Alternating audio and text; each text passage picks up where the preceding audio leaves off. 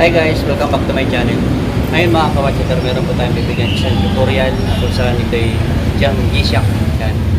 Bali dito po natin siya dahil bibigyan ng tutorial kasi nasa back dito tayo. Yung guys, umpisan natin. Ito mga kawatchater, ito yung ating bibigyan tutorial na yan, mapapansin nyo guys, 3230 na G-Shock. Yan. Yan. Bali pinalitan po natin ito ng battery, then mapapansin nyo guys yung kanyang gasket na pinalitan natin kasi yan, pwede siyang pasukin ng tubig yan, kailangan palitan natin yan ng gasket.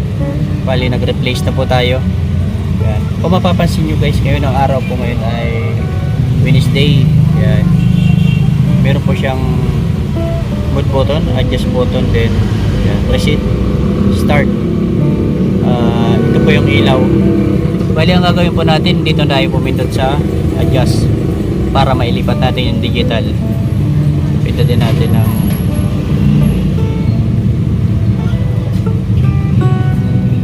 medyo malalim guys ang yan. Yan na guys, mapapansin nyo nag-blink na yung kanyang litra. Punta tayo sa mode button yan. Lipat natin yung oras dito sa to. Ngayon po ay PM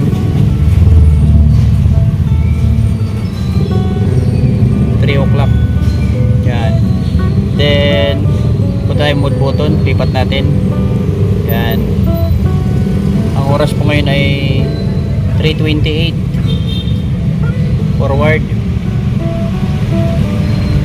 yan. 28. Punta ulit tayo ng mode button para lumipat yung ng blink yan. Yan po ay month, lipat natin yan. So parang ano yata, 2 year pala, 2 year 2000, parang ano to 25. Okay mo na sa 25 kasi first time ko lang po ito nawakan tong relong ito yan. March yan, then ito ay 26 po ngayon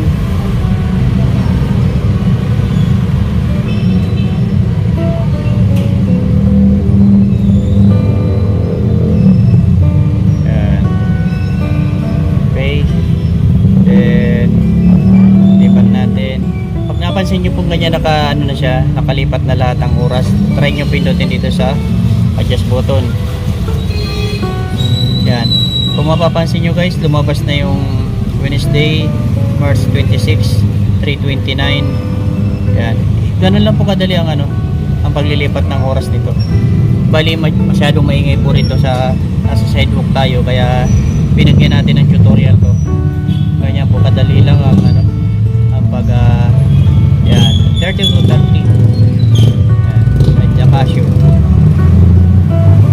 Ito po yung ilaw na yan. Ganyan lang po kasi, sundan nyo lang yan guys. Okay? Yan guys, maraming salamat. Hanggang kita na po. Bye bye.